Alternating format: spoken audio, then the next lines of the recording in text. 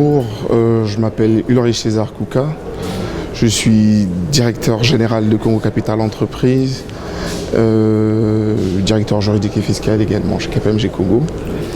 Je suis ici dans le cadre de la présentation d'un certain nombre de projets aux potentiels investisseurs marocains, des projets importants, on l'a signifié lors de notre projection ici.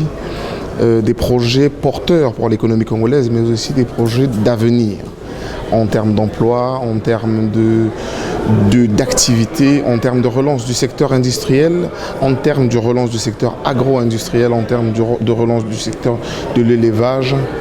C'est donc pour nous ici une occasion de dire qu'il y a une société congolaise, une société de droit congolais, qui s'ouvre au reste du monde afin de présenter ce que, en partie, le Congo a de mieux dans ces secteurs-là.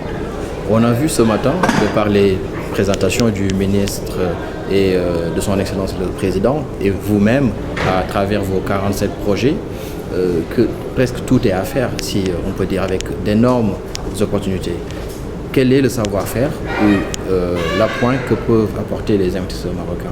Alors, il y a 3 points importants qu'il faut retenir. Oui. L'accompagnement peut se faire soit par le biais d'une assistance technique, Oui. Qui peut se faire par un transfert de savoir-faire, un accompagnement de tout genre, hein, technique mais aussi administratif, pourquoi pas. Il peut être deuxièmement sur un point d'étude ou donc une phase préliminaire qui est une phase de préparation, d'établissement d'études de faisabilité, d'études techniques et enfin l'accompagnement, il peut être en tant que co-investisseur parce que Congo Capital n'est pas seulement un interlocuteur passif, mais c'est aussi un interlocuteur actif qui investira au même titre que les potentiels partenaires marocains dans ces projets-là. Quelles sont les politiques incitatives, notamment côté fiscalité et autres, pour tout investisseur? Alors, il faut dire que l'ensemble des activités commerciales au Congo sont réglementées. La particularité qu'a l'investissement au Congo, c'est que le Congo bénéficie de ce qu'on appelle un code des investissements. Un code des investissements qui prévoit un certain nombre d'avantages fiscalo-douaniers attractifs, permettant ainsi pour les potentiels investisseurs de ne pas subir de pression, que ce soit fiscale ou sociale, sur ce qu'elles s'investissent au Congo directement. Nous l'avons dit de manière générique, il se peut être sur un point spécifique, sur un impôt direct ou l'impôt sur les sociétés, ou sur un impôt indirect sur la taxe sur la valeur ajoutée, ou sur la base d'une convention d'établissement signée avec l'État dans le cadre de ces investissements-là, un investisseur potentiel peut bénéficier de ces avantages-là. Donc une exonération en matière d'impôt sur les sociétés. Il faut préciser ici au Congo que l'impôt sur les sociétés est autour de 30%. Donc faire ce gain de 30%, c'est quand même beaucoup pour ces investisseurs-là. Une exonération en matière de TVA à l'importation. La TVA, ici, elle est de 18%, plus une centime additionnelle de 5%. Donc, exonéré à la fois sur son bénéfice de 30% et sur 18% de ses importations, c'est quand même des avantages qui sont significatifs. Et c'est donc la marque de l'État ou l'assistance que l'État apporte. Mais il y en a plus, plus d'avantages que cela. Je ne vous prends que ces 2 exemples.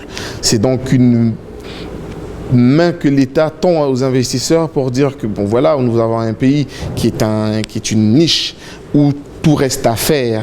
L'État a pris le devant sur des projets de modernisation, donc d'édification d'infrastructures. Il reste ces volets-là et l'État marque encore son intérêt en proposons à Congo Capital d'être actionnaire sur ces projets-là. Donc ça reste un pays qui regorge d'un gros potentiel, mais un potentiel qui reste à développer. Investir au Congo 2015, ouverture en grande pompe, qu'est-ce que vous nous réservez pour le reste du planning et en quelques chiffres, le nombre de participants et autres? Environ 800 participants. Oui. Investir en grande pompe, oui, c'est à l'image du temps que veut donner le chef de l'État sur le potentiel du Congo et sur l'attrait que représente ce pays. Investir au Congo, on a dit Congo terre de sécurité. Investir au Congo, Congo terre potentiellement riche et les chiffres parlent d'eux-mêmes. Investir au Congo, c'est aussi ce régime-là de faveur, un régime attractif, des mesures incitatives. Mais la suite pour nous, c'est beaucoup de signatures et espérer que le monde entier aujourd'hui voit le Congo comme une terre d'investissement et une terre sécurisée, pacifiée et dans laquelle on peut injecter des revenus et être sûr de la rentabilité qu'il représente. Je vous remercie. Parfait.